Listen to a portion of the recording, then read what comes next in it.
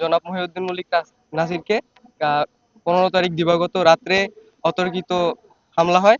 তো উনি এখন মুমূর্ষু অবস্থায় আছেন। আমরা চাই যে তার উপর হামলাকারীদের যেন অনতিবিলম্বে বিলম্বে গ্রেপ্তার করা হয় এবং দৃষ্টান্তমূলক শাস্তির ব্যবস্থা করা হয়। আমাদের স্কুলের সভাপতিকে যারা আক্রমণ করেছে তাদের আমরা বিচার চাই। আমাদের প্রাইভেট রাজলক্ষ্মী মাধ্যমিক বিদ্যালয় কলেজের গভর্নিং বডির সম্মানিত সভাপতি জনাব মহিউদ্দিন মল্লিক নাসিরকে দুষ্কৃতকারীরা অন্যায়ভাবে আহত করে। আমরা সেই আহতকারীদের বিচার চাই।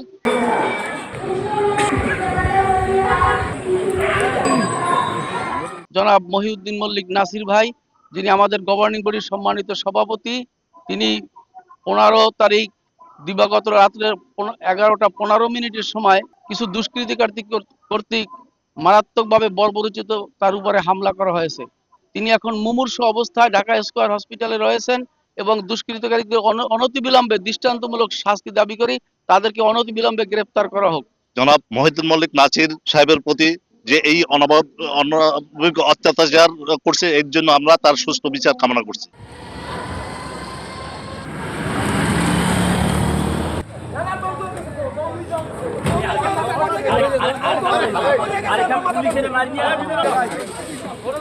না